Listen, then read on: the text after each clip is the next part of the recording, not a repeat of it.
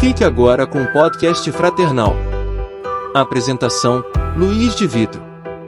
Convidada de hoje, Fernanda Jayada, nutricionista e terapeuta Ayurveda. Fala pessoal, boa noite, estamos reunidos aqui mais uma noite para conversar aqui sobre essa questão da saúde integral, mais alguns pilares, né?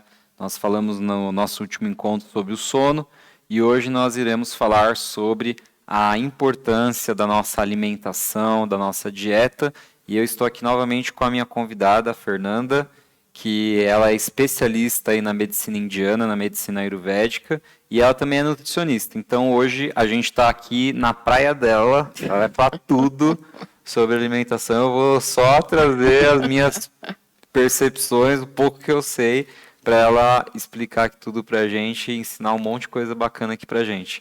Mas assim, eu acho que o grande motivo pelo qual a medicina ayurvédica ficou famosa, eu acho que de todos os pilares que a gente vai conversar, eu acho que a alimentação é o principal, né?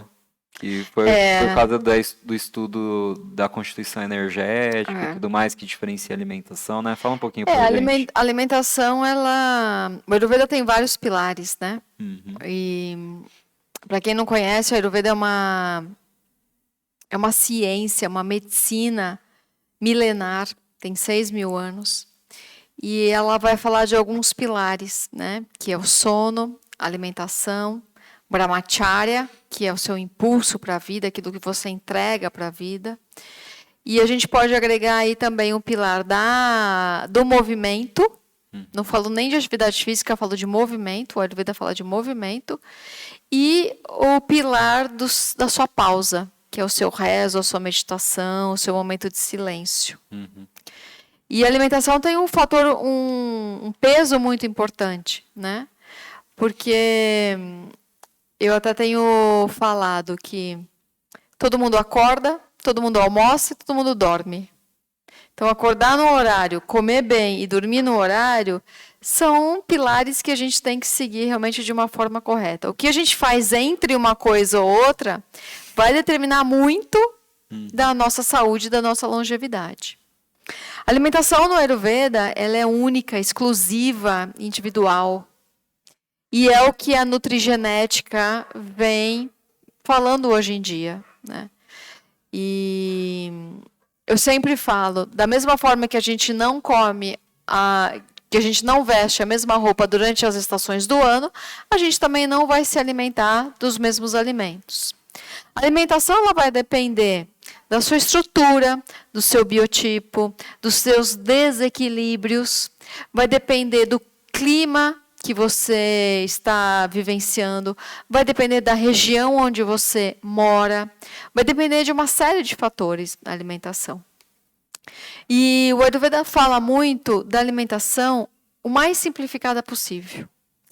E é uma alimentação que nós deveríamos nos basear nos nossos ancestrais. Os nossos ancestrais comiam a comida local. Eles não iam buscar longe. Então, era a comida local que eles comiam. Era uma comida fresca, feita na hora. Era uma comida simples. Não era uma comida muito elaborada, com muitos ingredientes. Não era gourmet? Não era uma comida gourmet, né? Então, e uma comida no horário adequado. Se a gente pensar nos nossos bisavós, tataravós, que muitos deles trabalhavam na roça, minha avó trabalhava na roça, minha mãe também trabalhou na roça, eles acordavam muito cedo, antes do sol nascer. Isso o Ayurveda fala para a gente fazer, acordar antes do sol nascer. Depois, eles se alimentavam quando o sol estava no seu ápice, horário do meio-dia, meio-dia e meia. Esse sol fora, esse sol externo, esse sol físico que está acontecendo lá fora, ele é o sol interno também. Porque se nós somos a natureza, nós temos os 5 elementos que compõem a natureza fora, são os elementos que nos compõem. E quais elementos são esses? São chamados os 5 Pancha Mahabhutas. Pancha, em sânscrito, significa 5. Maha, os grandes. E bhutas, elementos. Panchamahabhuta, 5 grandes elementos. E quem são esses elementos? Fogo, terra, água, ar e éter. Esses elementos, eles estão na natureza. O fogo está, a água está, o éter está, e assim por diante.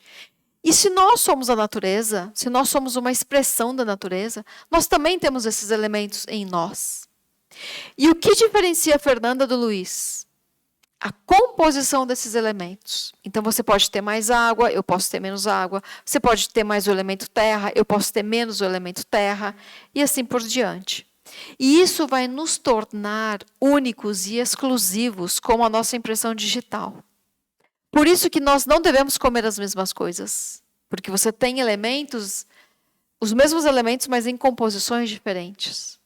Por isso que no Ayurveda a gente não fala para todo mundo seguir essa regra que o mundo inteiro tem que seguir, que é tomar de 2 a 3 litros de água por dia. O Ayurveda vai falar para você tomar água no momento da sua sede. E tomar água vai depender da sua atividade física, da sua composição corporal, do clima que você vivencia, se é muito calor, se você mora em Cuiabá, num lugar extremamente quente, se você mora em Brasília, num lugar extremamente seco, se você mora no sul do país, onde é mais frio, mais úmido. Então, a ingesta da água vai depender de todos esses fatores. Se você está com uma boa saúde ou se você não está com uma boa saúde. O Ayurveda também fala para a gente da temperatura da água. Nós nunca devemos tomar água gelada. Nós sempre devemos tomar água em temperatura ambiente ou em temperatura fresca, quando estiver muito calor. Então, isso mostra para a gente um caminho de exclusividade, um caminho de particularidade, um caminho de individualidade. Então, a alimentação e a ingesta da água, ela tem que ser individualizada. E isso, a nutrigenética já fala para a gente. A medicina moderna tem falado cada vez mais isso. Por que as pessoas estão procurando os testes genéticos? Porque você é um, eu sou uma, a sua esposa é uma, a sua mãe é uma. Então, os testes genéticos, eles vêm mostrar para a gente essa individualidade. E é o que o Ayurveda sempre vai falar, dessa individualidade. Só que o Ayurveda não usa teste genético. O Ayurveda usa um outro sistema para identificar, para conhecer a sua individualidade, que é o chamado dosha. Doshas são características que nós temos. Vata, Pitta e Kapha. E Vata, Pitta e Kapha faz referência aos elementos, esses 5 Panchamahabhutas, dentro do nosso corpo. É um assunto mais complexo que daria um outro tema, que eu não vou adentrar aqui agora. Mas, voltando à alimentação, uma alimentação como os nossos ancestrais, como os nossos avós faziam, almoçavam no horário do fogo digestivo. Essa alimentação mais simples, porque se a gente for pensar bem ancestral mesmo, a grande parte da alimentação não era cozida. E o Ayurveda fala alguma coisa sobre isso? Sobre consumir bastante alimentos crus ou não? Não fala sobre isso. O Ayurveda tem uma máxima que é: nós somos o que nós comemos, sim. Mas nós somos também o que nós digerimos. Às vezes você come uma maçã e você não fica bem. Você pode ir numa churrascaria e ficar super bem. Então, o Ayurveda vai falar sobre a sua digestão. Porque se após esse processo de digestão ainda ficar resíduos metabólicos, que é o chamado AMA, toxinas, as toxinas elas são um prato cheio para a manifestação das doenças. Artrite, artrose, câncer, refluxo, pangastrite, enfim. Então, todas as doenças são geradas por uma digestão ineficaz, por uma digestão inadequada. Então, nós temos que pensar muito no que nós comemos, sim, mas se eu tenho capacidade digestiva para aquilo. E quando nós cozinhamos um alimento, nós já estamos digerindo esse alimento na panelinha ali no fogo. Nós já estamos facilitando para o nosso organismo. Ao passo que quando eu faço escolhas por alimentos crus, eu exijo muito mais do meu organismo. Eu preciso ter uma capacidade enzimática muito grande para poder digerir os alimentos crus. E depois dos 40 anos, depois dos 35 anos, essa capacidade enzimática, ela só declina. Ela entra em declínio. Quando nós tínhamos 18, 20 anos, a gente comia hambúrguer, a gente comia tarde da noite. A nossa capacidade digestiva é muito grande, né? Nada faz mal quando você tem 18, 20 anos. À medida que você vai envelhecendo, a coisa começa a mudar de figura. Você tem uma maior dificuldade de digerir. Você começa a perceber, nossa, comi aquela comida não me caiu bem. Nossa, comi tal alimento não me caiu bem. Você começa a perceber, porque a gente não tem mais tanta capacidade digestiva, né? E então, se atentar à nossa capacidade digestiva é sinal de saúde para o Ayurveda. Certo. E aí, hoje em dia, a gente tem algumas dietas que estão bem famosas, que falam que são as dietas que promovem mais longevidade, né, para as pessoas. Então, eu vou falar um pouquinho sobre a dieta aí que o pessoal, muitas pessoas fazem, que seria ser vegetariano ou vegano, né? E aí, quando a gente estuda lá as regiões, né, mais longevas do mundo, eles adotam uma dieta praticamente sem carne, ou se for com carne, não tendo a carne vermelha, comendo mais peixe, carne branca, etc. A Ayurveda fala alguma coisa sobre isso? Sobre uma alimentação mais voltada para frutas, legumes, oleaginosas, castanhas? O Ayurveda ele não é vegetariano. Ao contrário do que as pessoas pensam, ele não é vegetariano. O Ayurveda tem a sua prescrição para carne. E para uma carne de caça, daquele animal que está solto, né, que corre, que se alimenta de alimentos que estão disponíveis na natureza e que não são alimentados com ração, que não são alimentados com hormônios, né, que não sofrem a exposição a esses hormônios. Então, o Ayurveda ele não é vegetariano. A carne tem o seu papel fundamental, principalmente quando a pessoa está muito debilitada, a pessoa está adoentada. A nossa avó não fazia canja de galinha? O Ayurveda pensa mais ou menos assim. Por que a nossa avó fazia canja de galinha?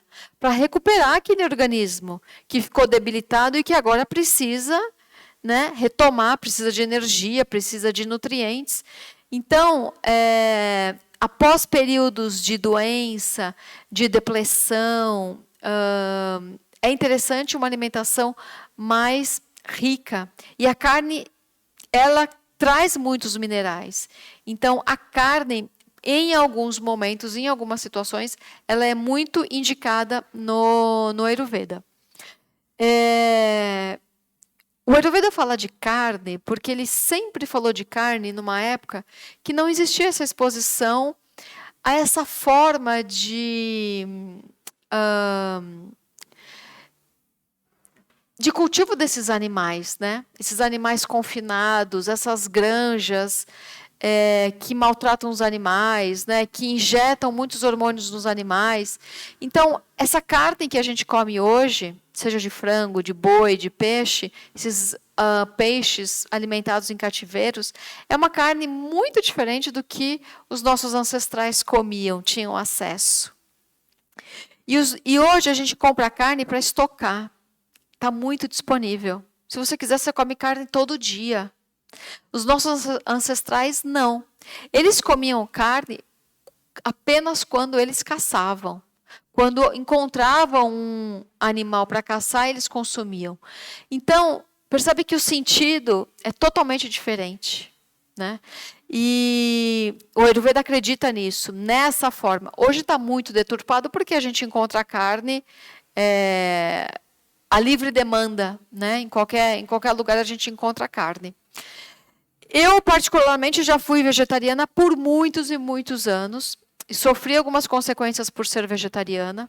Hoje eu tenho um pensamento muito mais aberto de que, a depender da pessoa, eu recomendo a carne, né? E quando eu faço a recomendação da carne, que seja uma carne preferencialmente orgânica, livre de hormônios, né? Ovos também orgânicos, que seja um frango também orgânico, isso só vai trazer benefício para a pessoa. Então, mas antes de orientar a ingesta de proteínas, a gente precisa avaliar o estado de saúde da pessoa e, principalmente, o poder de digestão desse paciente. Certo. Tá? E em relação à questão de chás e outros compostos assim de ervas, o que a Ayurveda fala? O Ayurveda, ele é uma ciência que vem do Oriente, né? Então ele tem toda uma fitoterapia com plantas do Oriente. E o trabalho dos terapeutas ayurvédicos hoje no Brasil é conhecer cada vez mais as nossas plantas, né? A gente tem uma fauna e uma flora, né? Uma fitoterapia tão rica aqui no Brasil e a gente pouco conhece. Então, o trabalho é adequar, é ver a similaridade dessas ervas que estão nos compêndios, nos tratados, nos livros ayurvédicos. Quais são as ervas similares que nós temos aqui no Brasil e que a gente pode usar? Eu comecei a minha fala falando de uma alimentação local, de uma alimentação simples. Então, esse raciocínio também se estende para o uso das ervas. Vamos usar as ervas locais, o que a gente tem no Brasil, o que a gente tem no nosso jardim, o que cresce perto da nossa casa, o que tem conexão com o que a gente vê todo dia. Então, o trabalho dos terapeutas ayurvédicos hoje, e tem terapeutas excelentes hoje no Brasil, é buscar e é trazer para os seus pacientes ervas brasileiras, que são inúmeras, né? E a gente tem o uso dos chás, a gente tem o uso dos extratos, que são mais potentes do que os chás. A gente tem o uso de tônicos, né, que a gente pode fazer com as ervas. A gente tem o uso de óleos medicados com ervas. A gente tem uma outra terapia que são leites também, que são medicados com ervas. Então, a Ayurveda passeia aí por uma série de formas de extrair o melhor dessa fitoterapia brasileira. E dentro dessa questão da longevidade, quando a gente estuda lá as zonas azuis, eles falam muito sobre a gente só comer até se sentir 80% saciado, não se empachar. A Ayurveda fala alguma coisa sobre esse ensinamento de não comer até ficar, né, empachado de tanta comida? Justo. A gente precisa pensar no nosso estômago como uma parte dele está destinada para receber o alimento. Uma outra parte dele está destinada a receber um líquido. E não é para tomar água, refrigerante, suco durante a refeição. É para tomar um chazinho digestivo. A cultura oriental tem muito, né, de tomar o chá depois. Então, é para tomar o seu chazinho ou durante ou depois. E o recomendado no Ayurveda é de 80 a 100 ml. Então, é uma pequena quantidade. Então, que a gente pense no nosso estômago como uma parte destinada para o alimento, uma outra pequena parte destinada para o líquido e uma outra parte destinada para o ar, para que haja o quê? Movimento. Porque o que é o empachado? O empachado é quando você colapsa tudo, né? Não tem espaço para movimentar ali, não tem espaço para digerir, está tudo travado. Então, ter espaço no estômago para que haja essa circulação física e energética é a melhor das escolhas. Então, na Ayurveda já também fala, igual a nutrição mais contemporânea, de não ficar tomando líquido enquanto está comendo. Não, você atrapalha o suco gástrico. E né? a questão de que nessas regiões onde as pessoas são mais longevas, elas costumam tomar um cálice de vinho ou de alguma bebida alcoólica, por exemplo, saquê, etc., principalmente na hora do almoço, todos os dias enquanto eles estão, né, quando eles vão comer. A Ayurveda fala alguma coisa sobre a ingestão de bebidas alcoólicas junto com a comida? O Ayurveda não vai falar da bebida alcoólica, mas ela vai falar um termo em sânscrito que chama anupana. Anupana quer dizer veículo. Então, a gente tem muitas preparações que nós usamos como veículo o álcool. É como o própolis, né? E algumas tinturas que a gente usa o álcool para diluir, para usar como base, para extrair o melhor das ervas. O Ayurveda tem muitos preparados também à base de álcool, mas não é um álcool vinho, não é um álcool fermentativo, mas é um álcool que serve de veículo para que a substância que a gente quer chegue mais rápido até o local de ação. Por quê? Quando você toma uma bebida alcoólica, aquilo bate rapidamente no cérebro, chega muito rápido no cérebro, chega muito rápido onde tem que chegar. O Ayurveda usa esse raciocínio de chegar rápido até onde deve chegar por conta de usar esse veículo alcoólico. Então, o álcool para a gente, no Ayurveda, ele é um veículo para um caminho para essas substâncias ativas, um caminho rápido para essas substâncias. O Ayurveda não tem, até onde eu saiba, porque o Ayurveda é um estudo eterno, né? É um estudo muito profundo, nós não temos a indicação da ingestão da bebida alcoólica antes das refeições. Mas saindo um pouco do Ayurveda, eu particularmente acredito muito e como nutricionista também, acredito muito nos compostos ativos do vinho, do suco de uva, como benéficos para a nossa saúde, né? Legal. E em relação à alimentação, hoje em dia a gente vê uma linha, né, dentro da alimentação, que é a questão de comer prestando atenção, não comer mexendo no celular, assistindo televisão, etc., que é comer com atenção plena, o mindful eating. A Ayurveda fala alguma coisa sobre isso, sobre hora de comer, hora sagrada, igual a avó ensinava? O Ayurveda fala que a hora de comer, você deve usar essa hora como uma hora para meditar, né? É uma oportunidade de meditar também, de saborear o alimento, colocar aquele alimento na boca, mastigar até que ele se torne líquido, esse sólido se torne líquido para depois você deglutir. O Ayurveda vai falar também algo muito interessante, que é após as refeições você caminhar por 100 passos. Dar 100 passos, não são 100 passos pós-refeição, para você poder contribuir para essa digestão. E não é mais nem menos, são 100 passos que você pode dar na sua casa mesmo, vai da frente da casa até o fundo da casa, você pode abrir o portão e andar na sua rua 100 passos, não precisa ser mais que isso, né? E em todas as refeições, acabou de comer, dá os seus 100 passos, né, para auxiliar na digestão. Comer devagar, comer consciente, né? Comer prestando atenção na sua saciedade. E o Ayurveda fala também da percepção de saciedade. Existem duas formas de perceber se nós estamos saciados ou não. A primeira é aquele arrotinho. Não é aquele arroto, é aquele arrotinho bem sutil. Após a refeição, que já diz para você que você está saciado. Então, é o corpo comunicando, é o corpo falando contigo. E uma outra forma de perceber a saciedade é se perguntando, estou bem? Comi? Estou bem. Poderia comer mais? Sim, poderia. Preciso comer mais? Será que eu não vou exagerar? Então, quando você está bem, para por ali que é o suficiente, né? Muitas pessoas ainda têm o hábito de repetir o prato.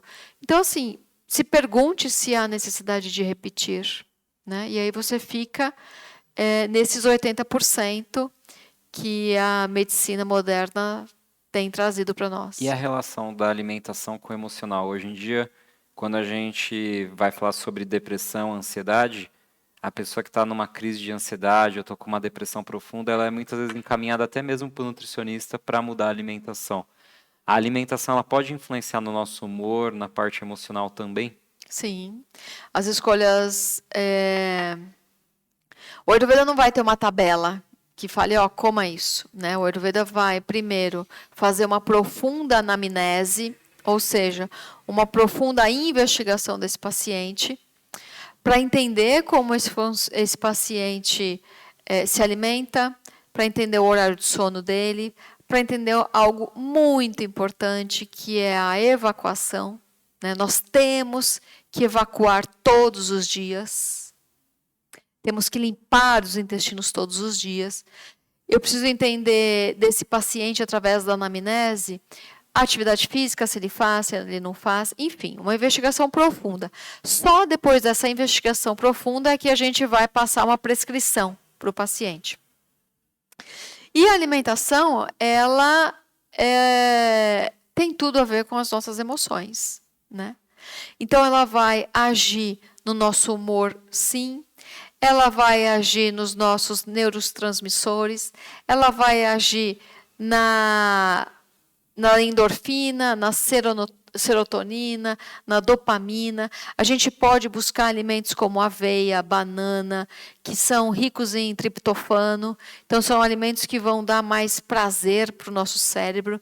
Então, o Ayurveda, sim, ele não faz essa correlação direta como a ciência moderna, mas existe um conhecimento aí todo embutido, né, no tipo de alimentação que você prescreve, que é uma alimentação saudável e simples, que vai trazer esses benefícios para a pessoa. E a composição do prato no Ayurveda, ele tem que ser composto por grãos, por cereais, por verduras e legumes, né, e se a pessoa for onívora, pela proteína, né? Então, a alimentação equilibrada, balanceada, distante de ultraprocessados e de alimentos processados, ela é absolutamente benéfica para o nosso humor e para as nossas emoções. O Ayurveda também vai falar, quando você está muito irritado, muito reativo, quando você está com espinhas no rosto, quando você está com uma gastrite, com refluxo, a gente precisa se distanciar de alguns tipos de alimentos, né? Dos fermentados, dos alimentos apimentados, dos alimentos quentes. O Ayurveda vê como ovos, carnes, peixes, alimentos quentes.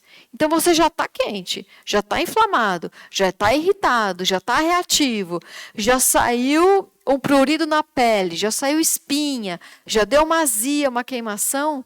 Fique longe desses alimentos fermentativos, picantes. Fique longe disso. Vá para alimentos mais pacificadores. Um chá de camomila, um chá de hortelã, um chá de funcho, erva doce. E se você está muito aéreo, né?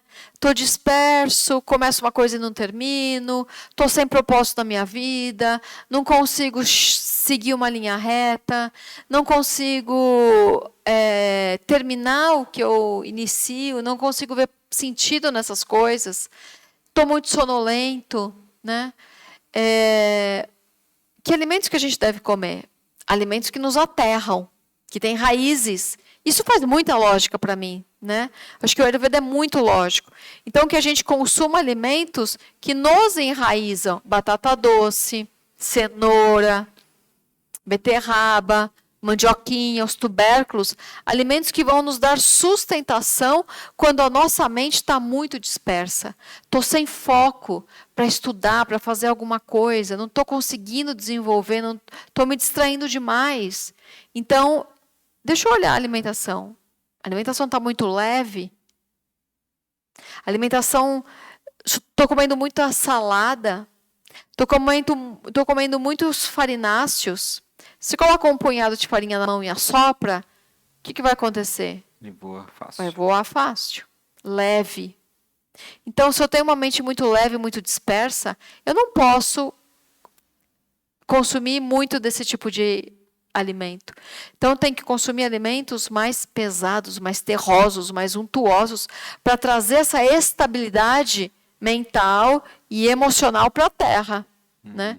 E o contrário também é verdadeiro. Se você está muito letárgico, procrastinando, se sentindo muito pesado, com excesso de peso, com sobrepeso, a gente não vai adotar uma alimentação tão pesada. A gente vai usar uma alimentação mais adstringente, que queime essa gordura, que raspe essa gordura.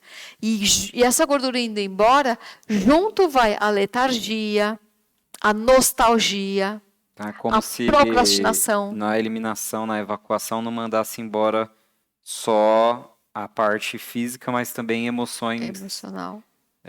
doentias e por aí vai. Sim, sim. E aí é por isso que eu sempre gosto de falar dessa questão das emoções, por causa da questão da espiritualidade, né?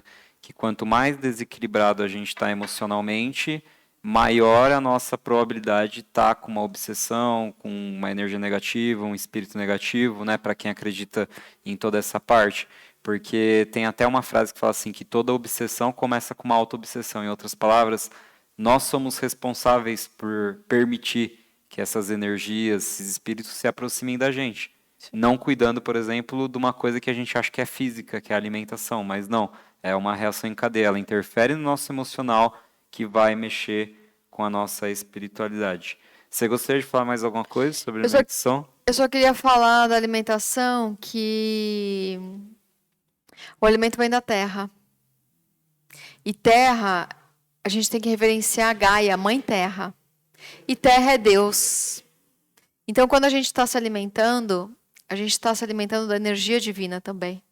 Sim. Né? Para poder vivenciar o que a gente precisa ser vivenciado.